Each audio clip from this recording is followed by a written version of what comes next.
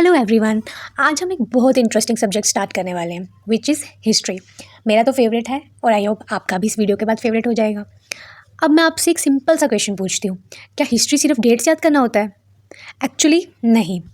History एक framework है जिसके थ्रू हम पास्ट को समझते हैं और देखते हैं कि टाइम के साथ चेंजेस कैसे आए। सबसे पहले समझते हैं हिस्ट्री वर्ड है क्या।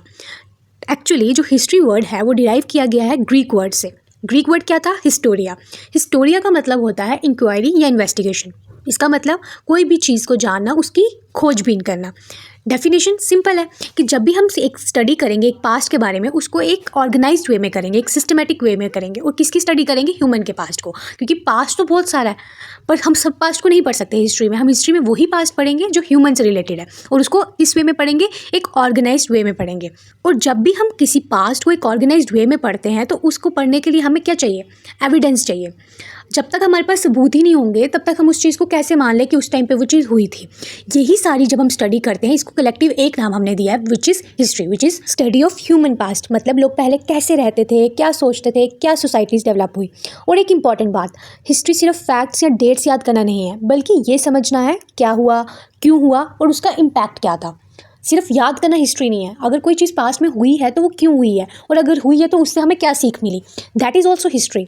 अब हिस्टोरियंस पास्ट को समझने के लिए क्या करते हैं? वो पास्ट को डिवाइड करते हैं, क्योंकि हम एक सिंगल बॉक्स में पूरी हिस्ट्री को कंसिडर नहीं कर सकते। किसी टाइम पर लोग किसी अलग वे में रहते थे, किसी टाइम पर किसी अलग वे में रहते थे। वो हमेशा सेम वे में नहीं रहते थे।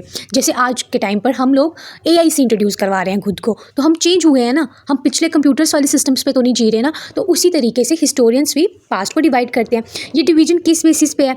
राइटिंग के अवेलेबिलिटी के बेसिस पे। 3 मेन कैटेगरीज होती हैं, प्री हिस्ट्री, प्रोटो हिस्ट्री और हिस्ट्री। मतलब रिटन रिकॉर्ड्स हैं या नहीं, इससे डिसाइड होता है कि पीरियड कौन सा है। सबसे पहला फेस है प्री हिस्ट्री। इसका मतलब है वो टाइम जब राइटिंग एग्जिस्ट ही नहीं करती थी। इमेजिन करो, लोग लिख ही नहीं सकते थे, तो हिस्टोरियंस को कैसे इन्फॉर्मेशन मिली उस टाइम की? तो कैसे मिली? एक ही चीज़ है जिससे मिली, क्या? मटेरियल एविडेंस से। मटेरियल एविडेंस क्या था? आर्कियोलॉजिकल सोर्सेज, जैसे stone tools, pottery, cave paintings, fossils. India में भी है इसके एग्जाम्पल्स। इंडिया के एग्जाम्पल्स में कौन कौन है? पैलियोलिथिक है, मेसोलिथिक है, नियोलिथिक है। ये पूरा पीरियड हमें ह्यूमन डेवलपमेंट के स्टार्टिंग फेज़ के बारे में बताता है कि जब ह्यूमन को लिखना नहीं आता था बट ह्यूमन इवॉल्व हो रहा था। अब आता है एक थोड़ा कन्फ्यूजिंग फेस जिसको हम बोलते हैं प्रोटो हिस्ट्री। इसमें 2 सिचुएशंस होती हैं, या तो राइटिंग एग्जिस्ट करती है लेकिन हम उसे रीड नहीं कर पाते, या फिर दूसरी सिविलाइजेशंस ने उनके बारे में लिखा होता है बट उस सिविलाइजेशन का हमें अभी तक कोई एविडेंस नहीं मिला होता। आई मीन रिटन एविडेंस नहीं मिला होता।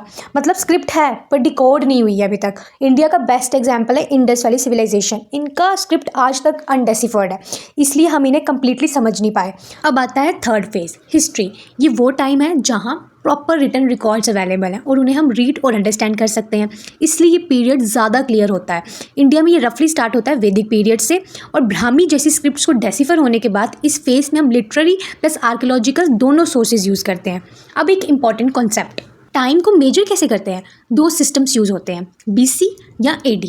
BC मतलब बिफोर क्राइस्ट, ये उल्टा काउंट होता है। 500 BC ज़्यादा पुराना है 200 BC से। मतलब जितनी बड़ी डेट होती जाएगी वो उतना पुराना होता जाएगा, और जितनी छोटी डेट होती जाएगी वो उतना ही न्यू होता जाएगा। समझ आया? और अभी इसका जो BC का मॉडर्न टर्म है वो आजकल यूज़ होता है BCE या CE, बिफोर कॉमन एरा या common era. Simple trick, BC का मतलब है BCE और AD का मतलब है एनो डोमिनी, जैसे कि 2026 AD। ये सीधा काउंट होता है। अब कुछ और इंपॉर्टेंट टर्म्स, सिर का मतलब अप्रॉक्सीमेट डेट, जैसे कि 2500 BCE। डिकेड का मतलब 10 ईयर्स। सेंचुरी का मतलब 100 ईयर्स। एक और इम्पॉर्टेंट बात, फर्स्ट सेंचुरी मतलब 1 से लेके 100 तक। 20th सेंचुरी मतलब 1901 से लेके 2000 तक। मिलेनियम मतलब 1000 ईयर्स। ये टर्म्स एग्जाम्स में भी काफ़ी इंपॉर्टेंट होते हैं। अब एक इंटरेस्टिंग क्वेश्चन, हिस्टोरियंस इतना सब कुछ कैसे जानते हैं? क्या हिस्टोरियंस ने पास देखा है? ऑब्वियसली नहीं। अगर मैंने नहीं देखा, आपने नहीं देखा, तो उन्होंने कैसे देख लिया? तो वो कैसे उस पास्ट को रिकन्स्ट्रक्ट करते हैं? सिंपल सा आंसर है एविडेंस से। वो कोई चीज़ जब खोज करते हैं तो वो उसको पढ़ते हैं, उसको एनालाइज करते हैं, तब वो उस पास्ट को रिकन्स्ट्रक्ट करते हैं। नेक्स्ट क्लास में हम पढ़ेंगे sources of ancient Indian history और देखेंगे कि हिस्टोरियंस अपने क्लूज़ कहाँ से कलेक्ट करते हैं। आई होप ये आपको बोरिंग ना लगा हो, थोड़ी सी हिस्ट्री आपको इंटरेस्टिंग लगी हो, और अगर आपको अच्छा लगा है तो प्लीज़ लाइक करिए, शेयर कीजिए और प्लीज़ चैनल को सब्सक्राइब करना मत भूलना।